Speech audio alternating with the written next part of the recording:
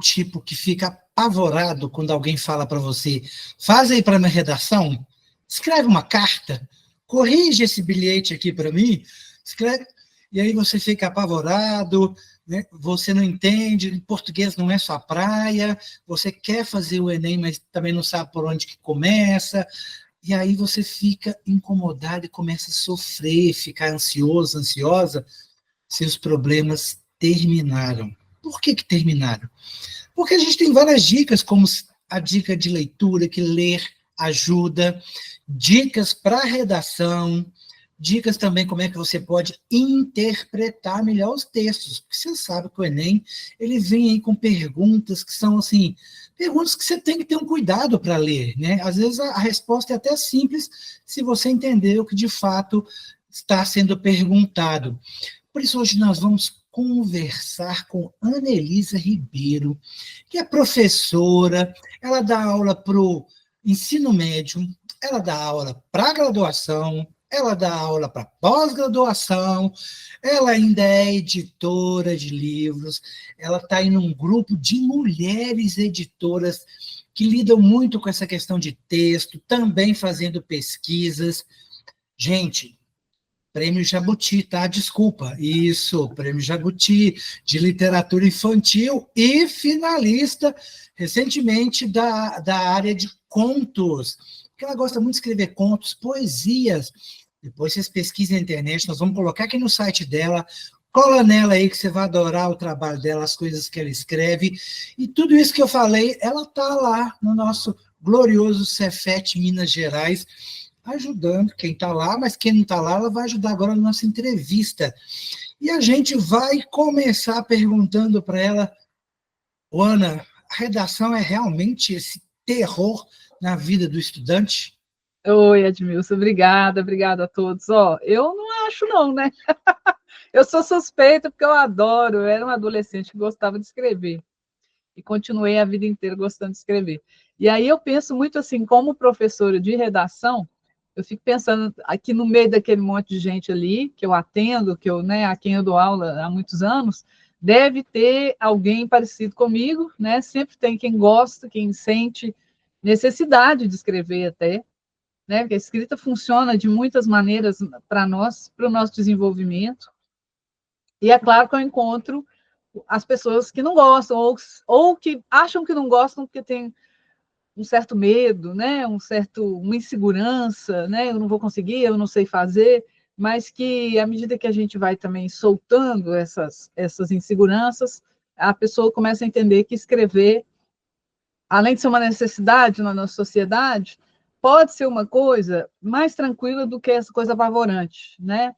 Não quero dizer que eu exija das pessoas amor pela escrita, né? Ou que todos escrevam literatura de alto nível, né? Nada disso. Eu estou falando de escrever como alguma coisa das nossas tarefas diárias, né? E também escrever como uma ferramenta de alguns tipos de participação social, né? Porque escrever faz um efeito ao nosso redor, escrever funcionalmente, vamos dizer assim, né? Escrever com desenvoltura as coisas que a gente precisa escrever. Não precisa ser assim, tem que ser o Guimarães Rosa da escola.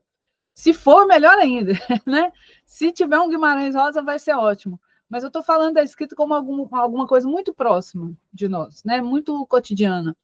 E aí eu gosto de pegar por aí, e isso costuma tirar um pouco esse ar de coisa impossível, inalcançável, né? Uma coisa só artística, por exemplo, e dá para a escrita um papel mais tanto social quanto íntimo nosso.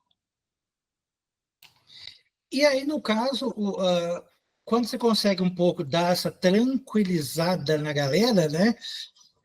Como é que é o início, assim, o primeiro passo a passo? Porque a gente percebe e também, né, a gente vê muita gente que está em cursinho, aí vem algumas receitas, palavras de efeito, frases de efeito. Isso também conta, vale a pena? Como é que a Ana vai direcionando aí né, a galera estudantil para começar esse primeiro passo a passo aí da redação?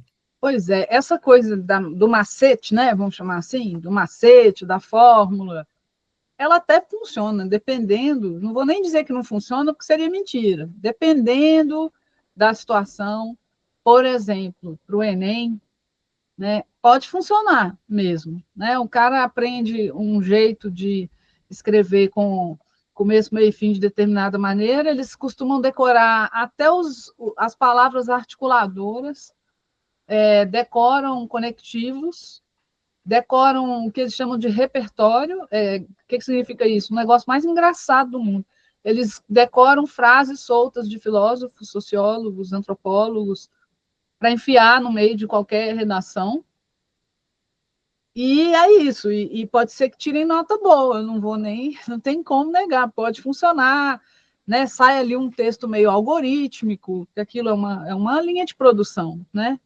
E sai uma coisa meio algorítmica que pode contemplar os critérios X e Y do Enem, e o cara até ir com uma nota boa e tal. Mas eu não gosto de fazer isso, não acho que seja o meu papel, não faço isso na minha sala. Quando os meninos vêm com, geralmente, alguns estão fazendo cursinho, a maioria não, mas alguns estão fazendo algum cursinho. Aí, quando eles vêm com essa, professora, o que você acha disso? Eu falo, você sabe usar, pode usar, mas, né?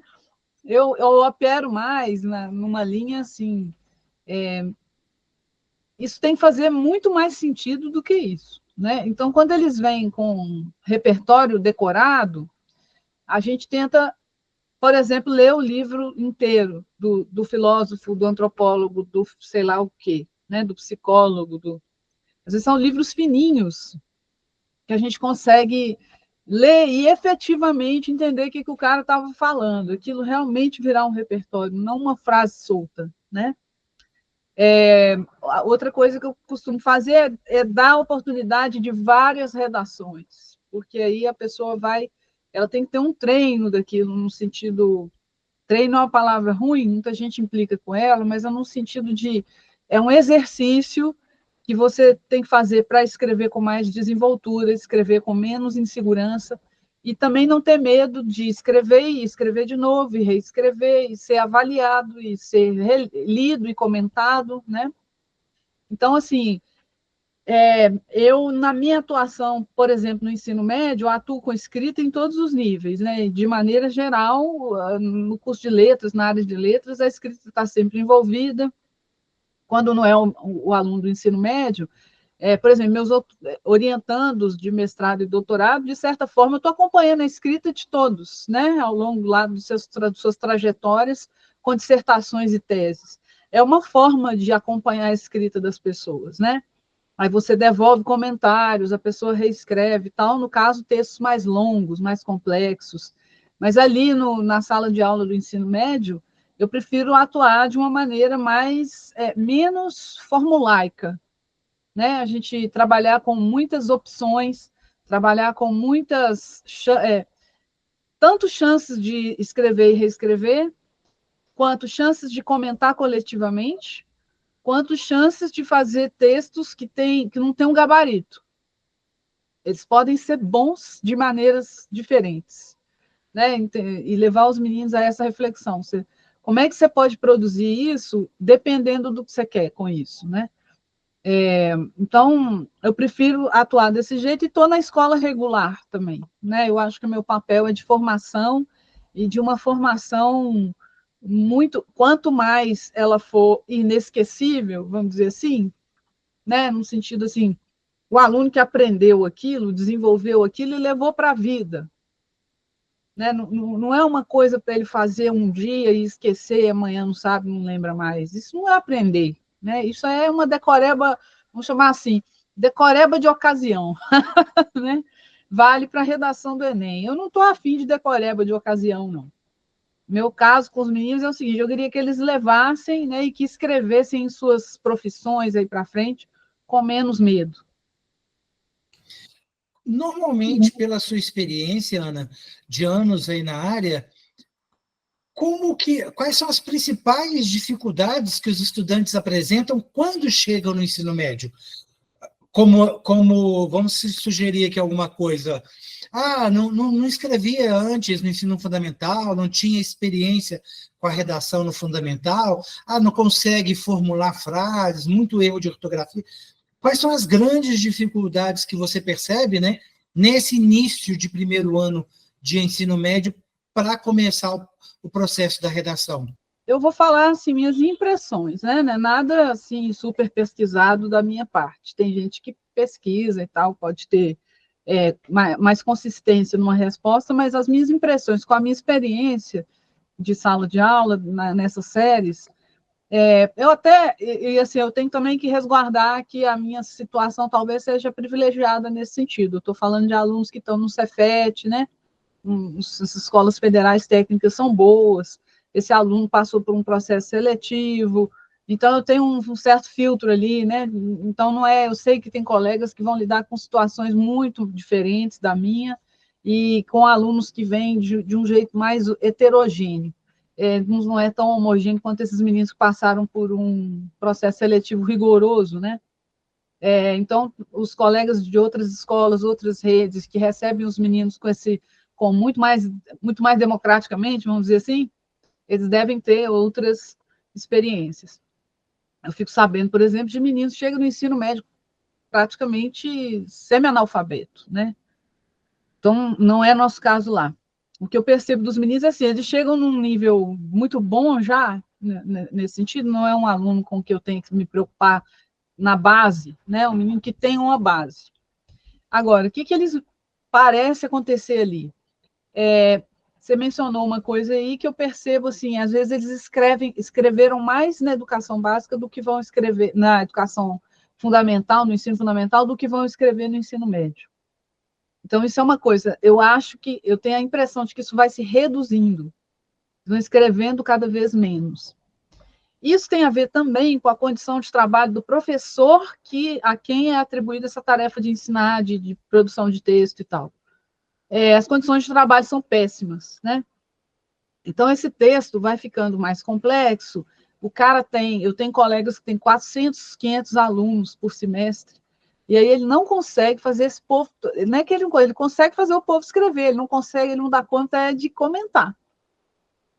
Né? Então, um professor que vai dar uma redação, 2, 3 no ano, porque ele não consegue ficar corrigindo 500 redações, e de um jeito, né, com qualidade.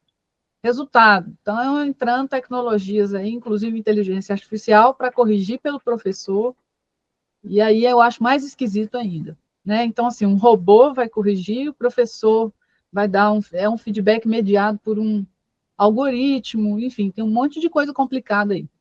Supondo que a gente tivesse condição de acompanhar, como eu tenho, isso fosse totalmente humano, o negócio é esse, né? Provocar muita escrita e provocar muita interação, muita leitura também dos próprios textos, muito comentário. Percebo que os meninos chegam com dúvidas que eles acham que são as mais graves e não são. Por exemplo, a dúvida de vírgula. Né? Então, eu tenho muitas situações de sala de aula em que você vê o cara no terceiro ano já, quase saindo, né, da escolarização básica dele toda, continua não tendo a menor ideia de onde põe vírgula. E aí eu falo para eles assim, porque eu trabalho muito com a inversão da coisa, né? Não sou eu que tenho que saber falar, ele tem que saber, né? Ele tem que saber. Então eu falo, por exemplo, a gente põe lá um parágrafo que eles mesmos escreveram, a gente põe no quadro para analisar a pontuação daquele parágrafo. Por que ela está certa ou por que ela está errada? Por que tem que ter vírgula ali ou não tem?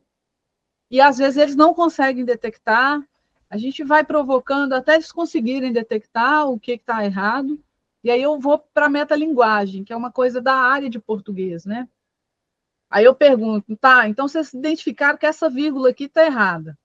Não deveria estar aí. Mas por quê? Então, assim, eles têm que saber me explicar por quê, porque é isso que é aprender o negócio, né? Aí um ou dois conseguem explicar, lembrar de alguma coisa, e no final eu falo para eles assim, tá aí, você sabe o nome disso? Então, por exemplo, essa vírgula está separando sujeito de predicado. Acontece que dos 40, só 2 lembram o que é sujeito e predicado. Então, a regra não vale, né? Uma regra, como é que eu vou saber que a vírgula... Eu não sei o que é sujeito, não sei o que é predicado, então não adianta me falar essa regra, ela não diz nada para mim, né?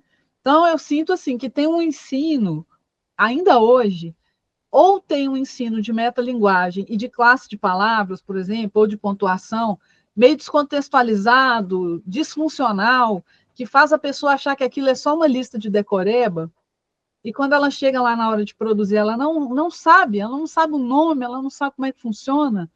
Às vezes a gente faz exercícios para melhorar a coesão de parágrafos, e os meninos começam a falar assim, ah, professor, então é para isso que serve pronome. Né? Quando a gente faz o exercício de substituir certos substantivos por pronomes, por exemplo.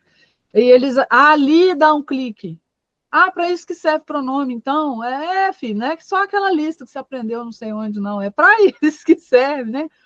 Então, assim, você vê que é uma pouca intimidade com a produção do texto e pouca intimidade com conectar o que você aprendeu isoladamente a uma coisa que você faz, né? A um uso que você faz da língua escrita. Então, eu acho que eles chegam com essas coisas muito vagas, uma memória vaga de certos nomes, de metalinguagem, de regras que eles não sabem onde que aplica, e talvez seja resultado de escrever pouco, né, no final das contas, assim. Escrever pouco, não manejar. Se você não maneja, fica difícil mesmo, né? Mas, repito, assim, eu acho que as condições de trabalho do professor de língua e do professor de produção de texto são particularmente ruins. As pessoas vão fugir disso mesmo. E isso deve, aí você, enfim, nos conte um pouco com essa sua experiência. Temos aí redes sociais, temos aí a linguagem de mensagens via celular, e tem toda essa questão de os alunos ainda não leem, os livros não são trabalhados na escola, o hábito da leitura, né? Qual a sua percepção desse processo impactando tudo isso aí que você falou? Primeiro, eu acho que ler muito é muito bom, mas não quer dizer que vai escrever muito, né? Que o processo que vai escrever bem, o processo é outro. Então, o cara que lê muito e escreve bastante, ele tem chance de ter um repertório mais legal, inclusive, sei lá, de tudo, de ideias, de vocabulário, de conexões que ele vai fazer, e vai provavelmente escrever um texto mais interessante, mas isso não é automático e pode não acontecer, porque ele não tem o hábito da escrita, não da leitura, né? Então, isso é uma coisa. A outra coisa é que essa galera, a gente fala que eles não leem, mas é estranho isso, porque quando a gente olha para o discurso sobre leitura na escola, tem essa coisa, não lê, não. Aí, quando tenho o pé no mercado editorial, né? Você mencionou aí, eu sou editora, sou escritora, tenho um trabalho de muito tempo noutra área. A discussão é um dos grandes consumidores de livros do país é o jovem. As editoras investem em livros para a juventude, livros narrativos, etc. Eu não estou questionando aqui a qualidade desse livro, nem nada. Estou dizendo assim, tem uma moçada que lê, sim. Parece que tem um descompasso entre o que eles estão lendo fora da escola e o que eles estão lendo dentro da escola. Aí pode ter uma coisa, né?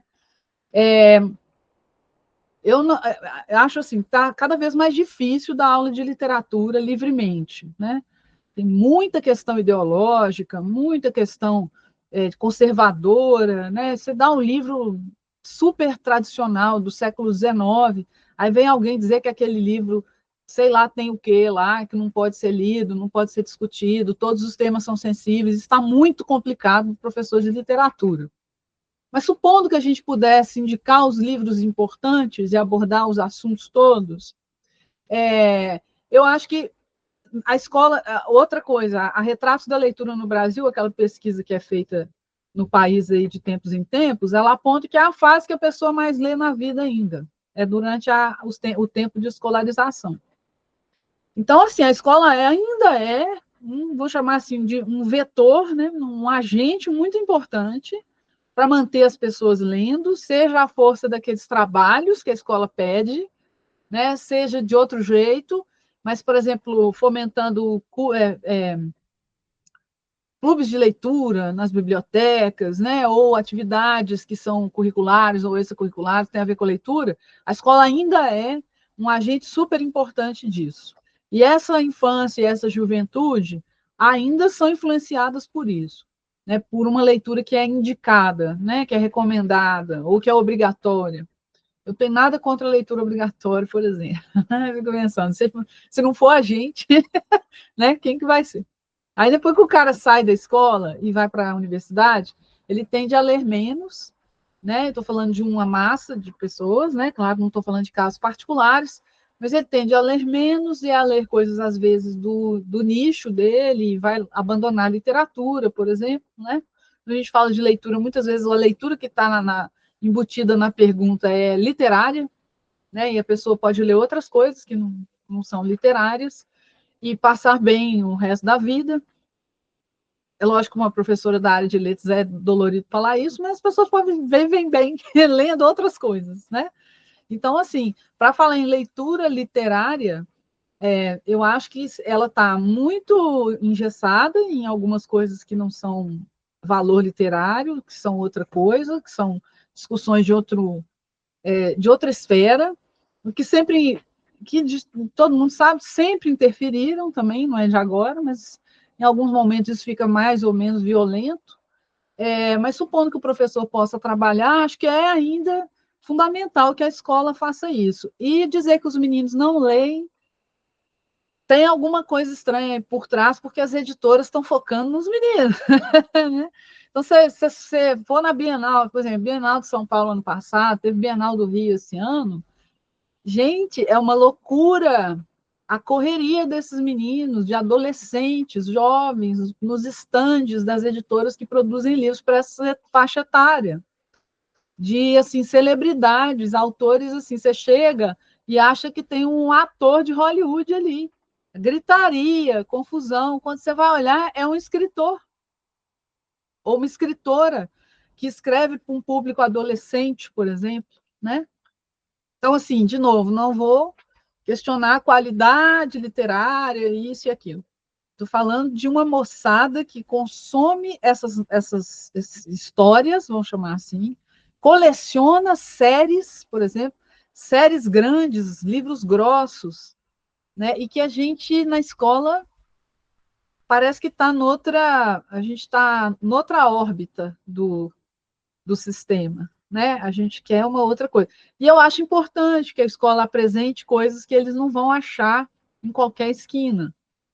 A escola também tem um papel importante de curadoria, né? Então, assim, tudo bem você lê esse negócio aí que seus amigos estão lendo, que o TikTok indicou, não sei o que lá, mas eu queria te apresentar um autor importante aqui do início do século XX, que tratou disso, disso, daquilo, e mostrar para os meninos que isso também pode ser legal, pode ser interessante, que às vezes o que eles estão lendo faz referência a essas coisas, né? Um tempo atrás, meu filho me pediu para comprar para ele a Divina Comédia, do Dante. Aí eu falei, o que você quer com a Divina Comédia? Era um jogo que ele joga aí online, que faz muita referência ao inferno do Dante. Então ele queria ler a Divina Comédia para entender que cenário era aquele, que era aquilo. Então, assim, o game levou ele para a literatura, né? Claro que eu dei o livro rapidinho, para ver se ele... Não vou pensar duas vezes, porque Né? Então, a gente tá é querendo difícil isso acontecer. Vamos estimular. né, estimular. Então, assim, acho que a gente também pode fazer essas conexões para eles entenderem que não parte do nada, que até a literatura que eles estão lendo, os jogos que eles jogam, fazem referência a coisas que são do mundo das artes também, né? O que deveria, na verdade, até ser maior, né? Nos É, criadores de games, né? Aí quem estiver nos assistindo aí no canal, nos ouvindo aí no podcast, seria interessante ter essa possibilidade. Sim, dá para fazer games muito interativos, muito inteligentes, criativos, interessantes, e até usar coisas e referências que vão levar as que pessoas são para os super livros, né? literárias, né? Vão levar para os livros. Tem um monte de game que tem. Eu lembro de um game que tinha, até printei na época, meu filho me mostrou um monte de dragãozinho. Eu não lembro, não, eu não jogo nada.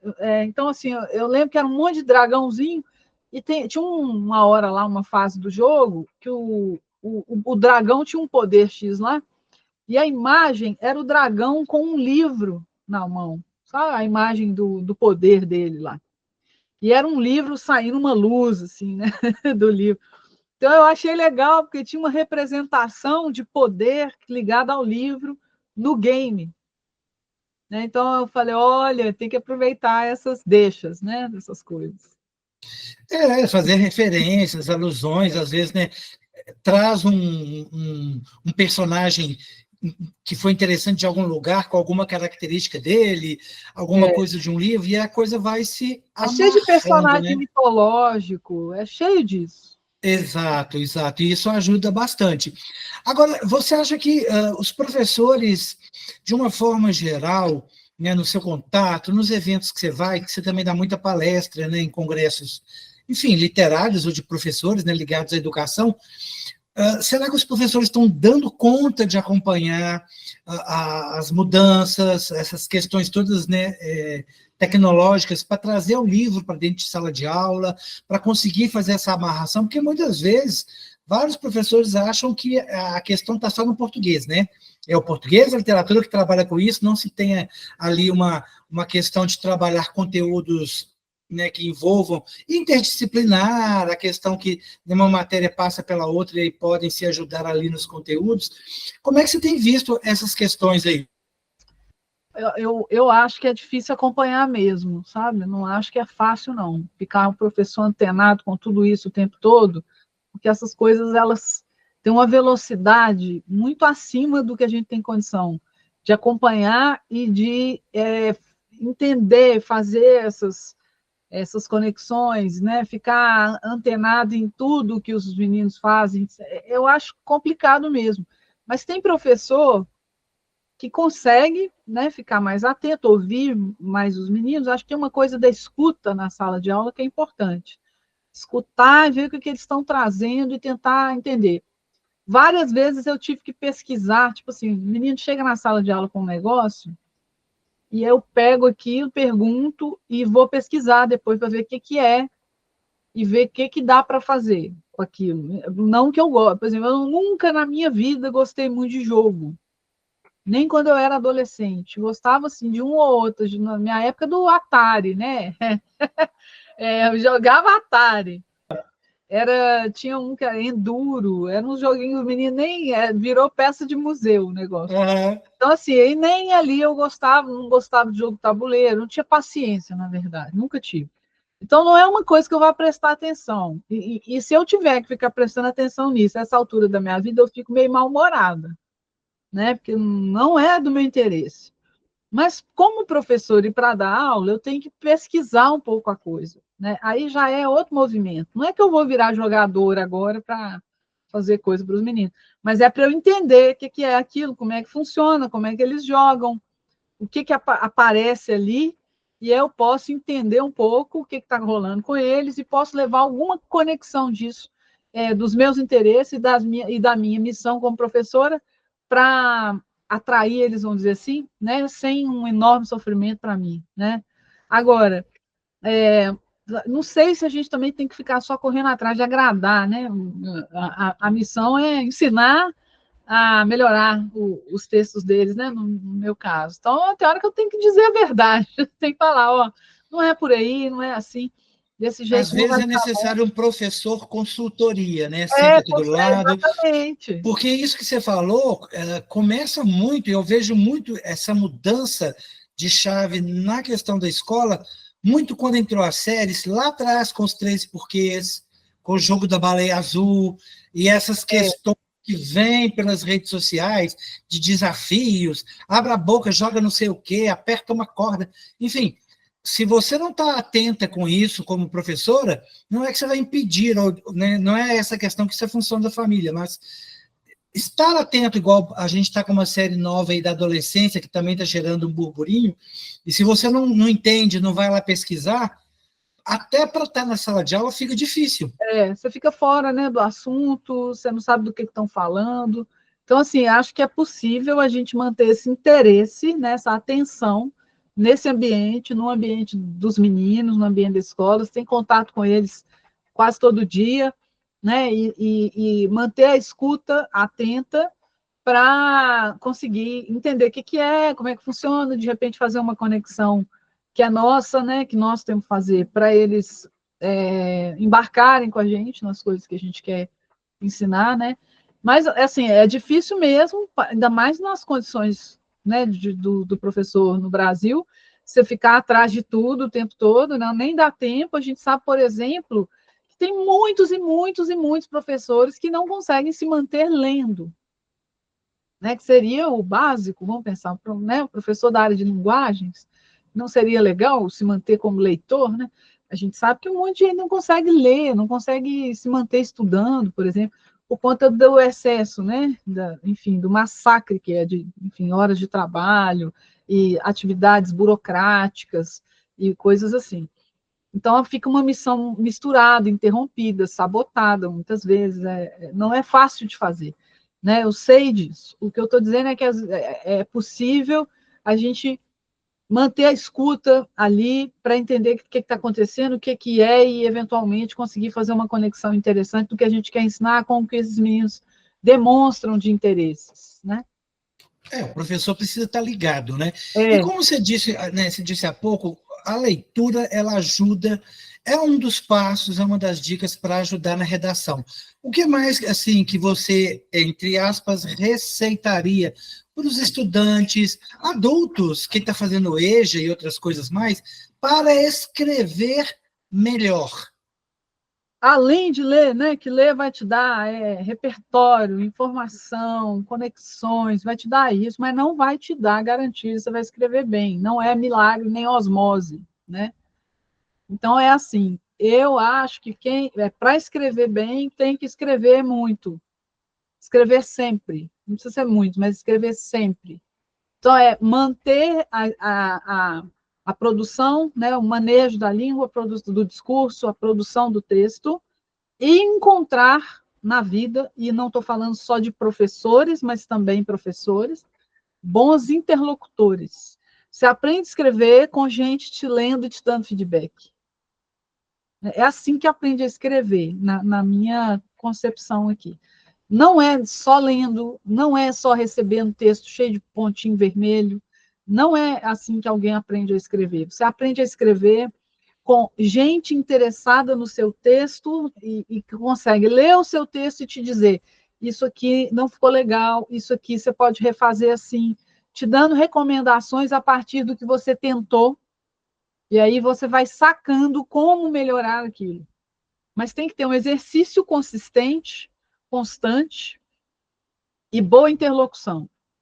Senão não adianta, não é sozinho. Assim. E isso reforça o que você falou, a questão do treino. Porque quando você fala, né, você ainda brincou que algumas pessoas, treino, a palavra treino, mas os atletas de alta performance fazem o quê? Treino. Treinam.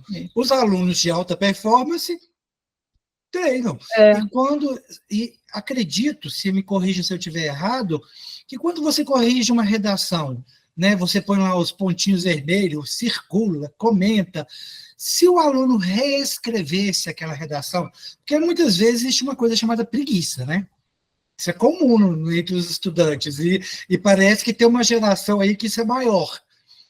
E aí, se ele trouxesse a redação, né, com aquelas mudanças, ou treinasse reescrevendo, e quem quer que seja, né, a pessoa escrever uma carta, você dá uma dica, igual, muitas vezes tem famílias que são abençoados com pessoas aí na senioridade, os vovôs, as vovós, que são ótimos no ler e nas coisas que contam histórias, que falam de livros, e conseguem fazer os netos se apaixonarem, né, pela situação, o que é muito bacana.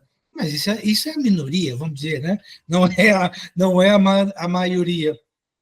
Então, quando você fala essa questão do treinar, né, ela tem muito a ver com esse processo do reescrever. Então, se eu leio, me ajuda, né? Ajuda inclusive o cérebro. Você vai ter uma memória, um cérebro muito melhor, vai ter, como você falou, o repertório, eu vou aprender muitas palavras, né? Posso brincar com frases de efeito, porque eu sei do que se trata. Então, quando eu vou falar da caverna de Platão, eu sei por quê, das sombras e não sei o quê. Então, enfim, você está sabendo o porquê que você está falando aqui, você não decorou só aquilo, e é capaz de você, lá na sua velhice, ainda falar a frase sem saber o que ela significa, né?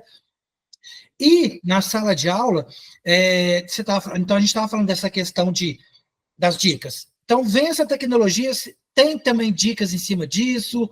Ah, eu devo escrever melhor, é curtinho mesmo ali na internet, ou não, eu devo reescrever, eu devo aproveitar mais em casa, vi uma coisa que eu achei legal, porque como separar isso, né, dentro do processo de ler? Porque eles ficam muito ali em tecnologia, né? Fica, mas, pois é, a gente acaba tendo a missão de tirar ele, deixar eles offline um pouco, né?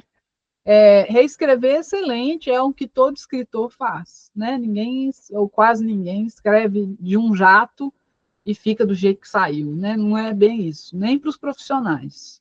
Quanto mais profissional, mais releitura e reescrita teve, que a pessoa vai aprendendo a regular aquele texto dela, né? A afinar ele, e sempre com, se olhar assim, depoimentos, entrevistas com grandes escritores, todos vão falar assim que tem algumas pessoas que são leitoras dos primeiros esboços, das primeiras versões, aí eles recebem comentários, aí eles retrabalham.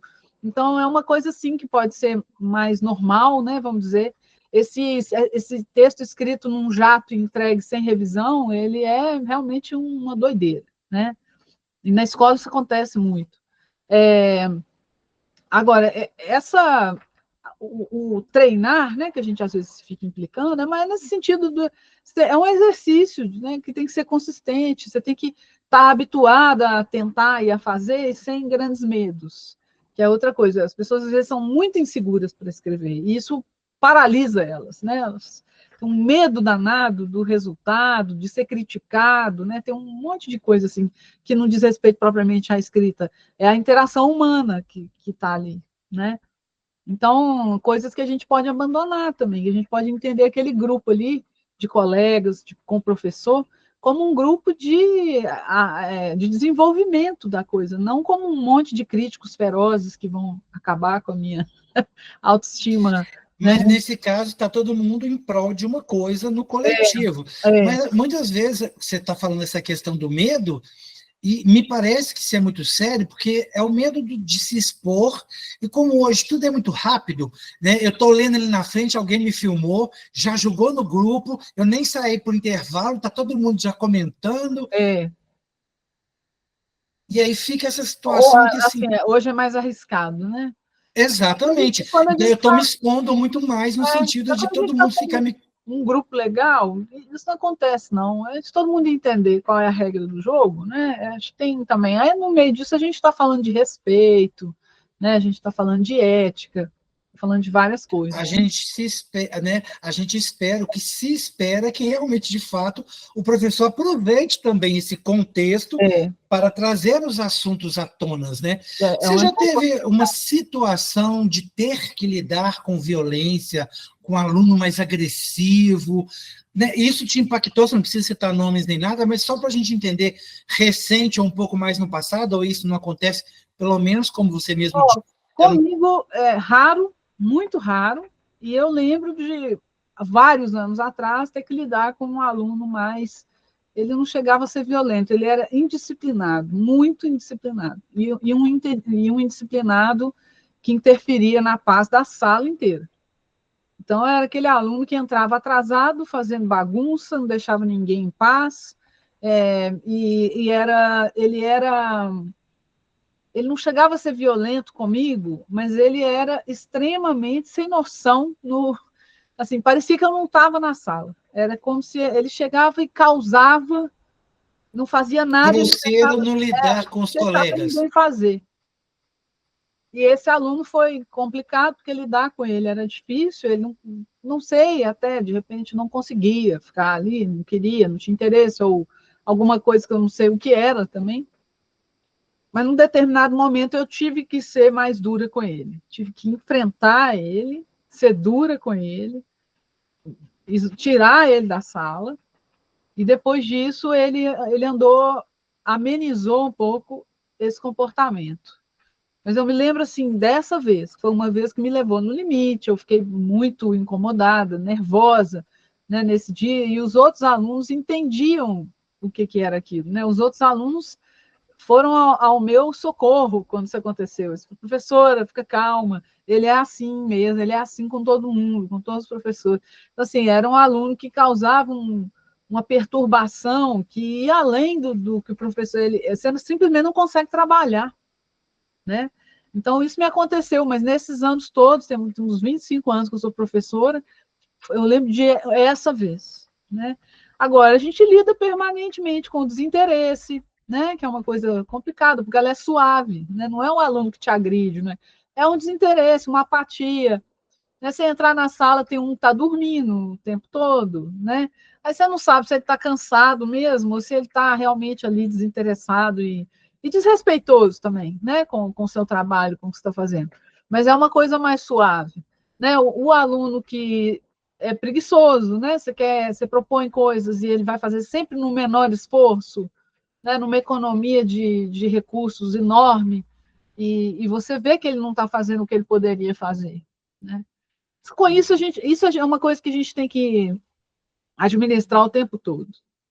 Mas eu acho que tem uma Além maioria. de administrar conteúdo, né, a interface de passar o conhecimento, e como que você está lidando, né, como professora, né, usando ou não a tecnologia, porque também como é que ficou a lei do não celular em sala de aula, funciona aí, mas você tem usado, consegue usar, não usa? Não, eu tenho usado, sim, tecnologia. Por exemplo, inteligência artificial para fazer redação. Eu não uso minhas turmas de redação são só para humanos, né? Eu fico brincando assim.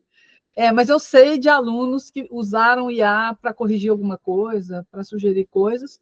Geralmente eles falam, professora, eu usei IA para tal coisa. Ou seja, é um uso explicitado, ele não está me enganando, né?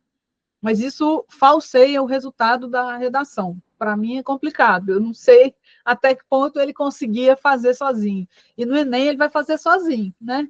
Então não adianta, ele tem que perceber que ele usando aquilo não chega no resultado que ele chega sozinho. E que a situação de avaliação que ele vai enfrentar é ele sozinho, né? Isso é uma coisa. Outra coisa é usar a tecnologia de um jeito que você deixa de aprender.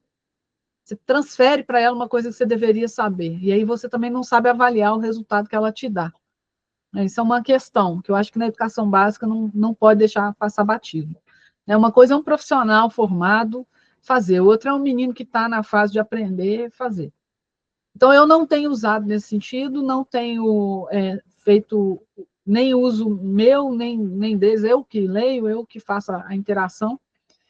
Agora, o celular, para mim, é o seguinte: primeiro, eu nunca tive dificuldade com o celular na sala de aula. Nunca me incomodou, porque eu nunca vivi situações ruins, ou nem extremas, nem nada. Eu sei de colegas que dizem que é péssimo, não conseguem, os meninos ficam no celular e tal. Não é a minha experiência. Então, quando veio a lei, eu imagino assim que ela deu segurança para várias coisas, inclusive segurança para as escolas regularem, né, o uso do equipamento. Teve escola que foi mais radical, escola que foi menos radical. Na minha instituição está proibido, na forma da lei, né, está proibido. Mas o professor pode orientar o uso pedagógico do celular. Então, em lugar nenhum o celular está banido. Né? Em lugar nenhum ele foi banido. Ele foi banido se a escola, vamos dizer assim, se a escola radicalizou a lei. Tem escola que está operando acima da lei, entendeu? Eu não vejo vantagem em operar acima da lei. Eu acho que a lei é razoável. Ela diz lá assim claramente, pode usar com supervisão, né, pedagógica lá. Se o professor determinar e tiver um uso pedagógico daquilo. Então, para mim, não fez a menor diferença. Eu uso assim, direto, eu peço os meninos, pesquisa para mim aí. Estava analisando umas redações nota 1000 do Enem esses dias, e uma delas, não lembro de que ano, mas uma delas menciona uma pintura, já no primeiro parágrafo, os retirantes do Portinari. Os meninos não lembravam que imagem era essa. E eu falei para eles, mas todos vocês conhecem essa imagem, eu tenho certeza, vocês não estão lembrando. Tirem o celular aí, todo mundo pesquisando os retirantes e olhando quem que é Cândido Portinari. E aí eles foram olhar e, sim, eu lembro, já vi isso no livro didático e tal. Aí eles começaram a lembrar. E aí guardo o celular de novo, mas assim, muito frequentemente eu peço para usar como fonte de pesquisa, como dicionário. Por exemplo, eu peço muito para entrar em dicionário de regência, em aplicativos de conjugação, de verbo, disso, daquilo, sinônimos, antônimos, está tudo lá. E eu não deixo de fazer. Mas eu entendi que a lei não baniu. A lei proibiu um certo uso indiscriminado, sem supervisão, na bagunça. E escola não é bagunça. Né? Então, assim, entendo que eu tenho autoridade de dizer: agora vocês vão pegar o celular para a gente fazer tal coisa que tem tal objetivo, tal finalidade. Então, é assim que eu continuo usando. E você, muito inteligentemente, também vê os aplicativos que estão ali, né, na sua disciplina, na sua matéria, dentro desse elemento que você pode usar, e traz tudo isso a seu favor. Né? Tem muitos que não dão conta de fazer isso. Dá para fazer isso também com o ensino da literatura que você promove? O que são o mais difícil hoje, ensinar literatura com tanta tecnologia disponível, com tanta poesia, por exemplo, nas redes sociais? Tem coisa demais nas redes sociais, tem o acesso quase direto aos autores, né? Sem falar em coisas que são indesejáveis, mas que estão lá, com a facilitação do uso da pirataria. Os meninos conseguem qualquer livro em PDF, né? Então, assim, a tecnologia abre muito espaço e acesso e tal. Então, isso é. Agora, em termos de ensino de literatura, o que eu acho mais difícil nem passa por aí. É aquilo que eu comentei, o que eu acho mais difícil é a censura. É essa que me incomoda. É você ter que escolher um livro pensando em quantas confusões ele não vai gerar. Aí eu acho impossível. Assim. Aí você, hoje em dia está difícil ler os autores do século XIX, para você ter uma ideia. Então você vai ler um Zé de Alencar, você vai ler um Machado de Assis, e alguém diz que tem uma cena erótica, por exemplo. Está impossível, não dá para ler a Luiz de Azevedo, mas você vai ler aquele livro dele, qual que é o mais famoso? A Luiz de Azevedo é o Cortiço. Cortiço? Porque aí vira um escândalo ler o Cortiço. Então, eu gostava mais de um tempo que a gente podia ler os livros literários e comentar os livros literários com tudo que eles têm. Né? Então, assim, eu acho a parte mais difícil, essa coisa da censura, da hipocrisia, que acaba com a aula de literatura. É um desprazer, eu acho. Sim, e tem também a questão do jeito que a gente está vivendo a diversidade hoje, porque não é uma diversidade para o crescimento social em que a sociedade vai aprender a se relacionar melhor. É uma diversidade em que muitas vezes as pessoas querem bater nas outras, né? Querem reclamar porque você não falou isso, o livro não trata daquilo, o preto não sei o quê, o amarelo não sei o quê, a orientação sexual não sei o quê. Ninguém tem calma assim, para ler e pensar naqueles assuntos, né? É uma coisa de atacar já. Assim. Porque também é uma função da literatura, não só registrar, provocar discussões no sentido de, né, fazer as pessoas aumentarem ali a argumentação, a interpretação, mas registrar épocas também. Sim, Como é que você vai registrar uma época hoje e não pode colocar tal... Né, eu acho que a gente pode ler criticamente dentro do nosso tempo, né? Talvez, mas a obra continua a obra lá com a importância dela, etc. E fomentando leituras, né? Essas leituras que vão atravessar o tempo. Assim. Agora, eu acho complicado quando a gente escolhe o livro e não pode isso, não pode aquilo. Aí fica difícil, porque a literatura fica amarrada também, né? E você já lidou com o entrave também do analfabetismo funcional? Quer dizer, isso, eu acredito que talvez pelo fato de você estar no Cefet, isso possa ser um pouco menor, se é que acontece. Mas você lida, já ajudou pessoas enfim, a destravarem isso? No Cefet é muito difícil. Assim, o que eu noto é que, às vezes, em alguma sala, pode ter algum aluno, longe de ser disfuncional, mas um aluno que tem uma dificuldade, por exemplo, de ler em voz alta, você vê que ele lê mal em voz alta, você vê que ele pode não estar entendendo porque ele não está lendo direito. Mas, assim, num nível alto já. Né? Às vezes eu percebo o aluno lendo mal um texto.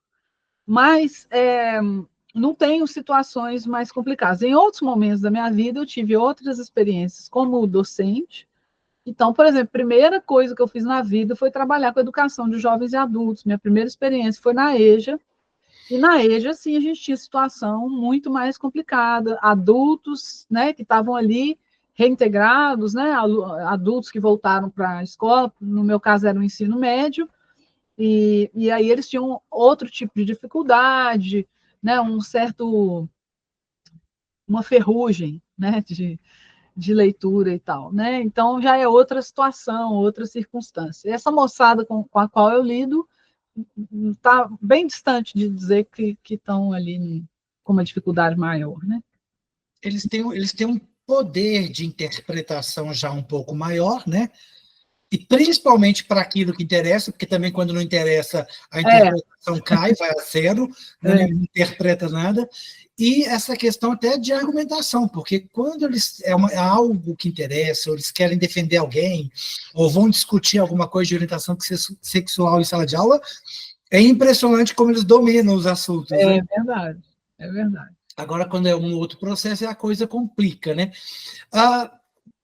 Quais seriam aí as suas dicas, Ana, para a gente fechar aqui o nosso bate-papo? Para os professores, por exemplo, o que você falou, né? É mais difícil se qualificar, você não tem tanto tempo assim para ficar lendo, se preparar. Tá, eu vou usar a tecnologia a meu favor, eu vou escutar mais para contextualizar mais. Né? O que você vê, que você usa, que dá muito certo, que funciona, e que você sugeriria, inclusive para quem está mais aí, né, nos ouvindo também na rede pública?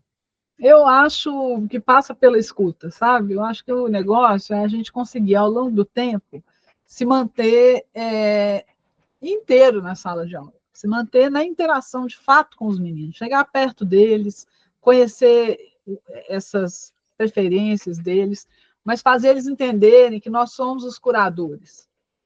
E o que a gente está selecionando e pensando para mostrar para eles, para propor para eles, é interessante, é importante, né? Eu acho que todo professor, ou quase todo professor, deseja isso, né? Eu gosto muito de ter liberdade de trabalhar, de sentir que tem confiança no meu trabalho. Eu sei que não é todo colega que tem isso, né? Não é todo colega que tem liberdade, que pode ser criativo, infelizmente, né? Tem que ser só um repetidor. Mas, enfim, fazer da melhor maneira possível em conexão com os meninos, que eu acho que é importante. Eles sentem essa conexão, né? Eles sabem quando a gente está. Eu acho que o aluno, por exemplo, eles percebem que eu sou uma professora de produção de texto que gosta de escrever. É a primeira coisa que eles percebem. E aí muda a maneira como eles me tratam, a maneira como eles recebem o que eu digo, né? Eles têm uma boa disposição com isso. E às vezes eles podem até dizer para mim, professor, eu não gosto de escrever.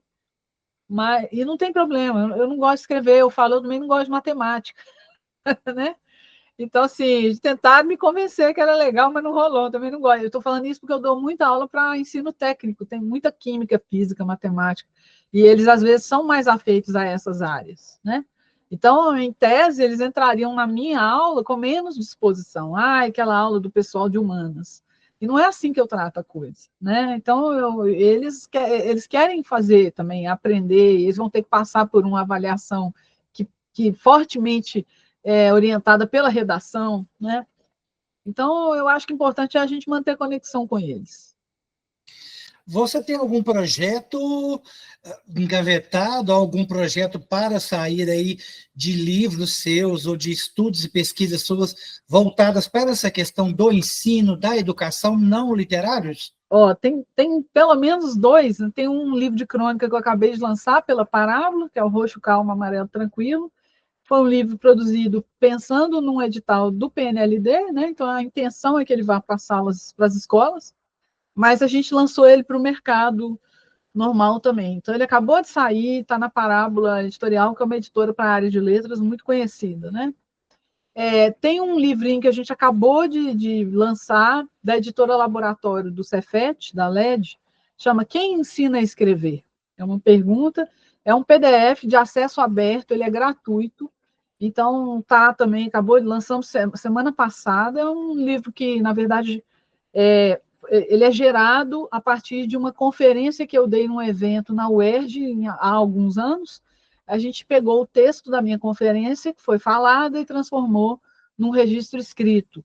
E aí eu discuto essa coisa de quem ensina no sentido assim, os cursos de escrita criativa, comparando com o que acontece na escola, né? Então, uma discussão, um texto super breve, e esse é gratuito, quem quiser é só baixar.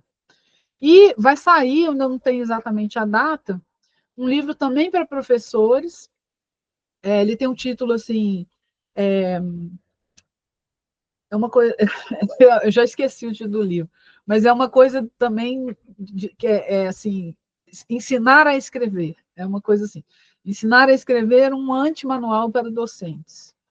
Foi um livro que eu fiz a partir de textos, 3 ou 4 textos que eu já tinha publicado em outros lugares, a gente reuniu esses textos que tratam de ensino de escrita na escola, principalmente.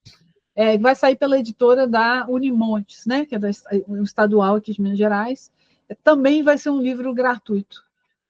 Então, eu gosto muito do acesso aberto, né? A gente tem um fomento, uma política pública que permite que o livro seja publicado sem custo para o leitor, para a leitora. Então, são esses os projetos que estão quase saindo ou que acabaram de sair. E aí, então, a gente vai deixar para você que está aí nos acompanhando, tá no canal, tanto no YouTube quanto no podcast, vamos colocar esses links que a Ana está falando aí, dos gratuitos principalmente, porque ele tanto pode ser para estudantes, né, Ana, quanto pode ser também para os docentes, para professores em geral. Principalmente para os professores, mas o estudante também dá conta tranquilo dali, dos textos. Pois, então, assim, para vocês... Até porque pode gerar discussões, você pode levar para a escola que você estuda, ou em grupos de português, de professores, né, de uma forma geral, discutir um pouco essa questão. Quem ensina a escrever, quem sabe, às vezes, até um evento, né, uma palestra, algum seminário que vocês façam, né, convide a Ana Elisa para estar lá fomentando essa discussão, botando ou tirando lenha da fogueira. A gente tem que aproveitar muito essas oportunidades. Como ela disse há pouco, tudo tem, né, os dois lados, o lado das vantagens, das desvantagens, o que a gente decide como que a gente vai trabalhar isso, né? Mas é importante, como nós conversamos aqui, treinar. Tudo que a gente precisa e que a gente quer melhorar, é importante treinar, né? Pode ser fácil a redação para alguns, talvez ruim ou difícil para muitos outros, mas nada de impossível, e é como tudo na vida, desafiador. E se a gente aprende para a vida, você leva para o futuro. Se você fica aí decorando fórmulas, frases de efeito, né? Uma fala aí de um filósofo, mas não entende quem é esse filósofo e por que ele disse aquilo, você pode ser mais um dentro da caverna de Platão lá, né? Você também vai ficar lá dentro preso e convivendo com um monte de coisas, mas nunca de fato vai entender o porquê, né, desse processo e dessa analogia que ele fez. Então, se a gente quer entender, e a aprendizagem nos ensina isso, porque muitas vezes o que acontece com o professor? Está dentro de sala de aula como um facilitador. Conhecimento pode estar disponível na internet, né, no celular, no tablet, mas o professor está ali para fazer esse processo, para mostrar para você como usar o processo, como que ele vai impactar e fazer a diferença, porque a escola, gente, é transformação. E ela só vai me transformar e transformar a nossa sociedade se cada um de nós se permitir ou nos permitir a isso e colocar lá o nosso tijolinho. Então, você que está aí, não está no banco de sala de aula, não está dando aula, mas você também tem a sua função nessa comunidade maior que é a escola. Pode ser com seu filho, pode ser com um estudante, pode ser no seu acesso à internet. E o mais interessante então é isso, olha, se eu quero escrever melhor, né, quem ensina a escrever? É uma pergunta bastante interessante. Se eu quero ensinar a escrever melhor, se eu quero até pesquisar melhor e aprender mais, o que eu preciso fazer? Às vezes a gente tem a própria resposta, né? Mas a preguiça fica fazendo com que a gente empurre isso para frente, né? Quanto mais eu demorar a saber, mais eu tenho tempo para não ter que fazer nada. Aí a gente tem que avaliar essas questões em que deixa a gente na zona de conforto.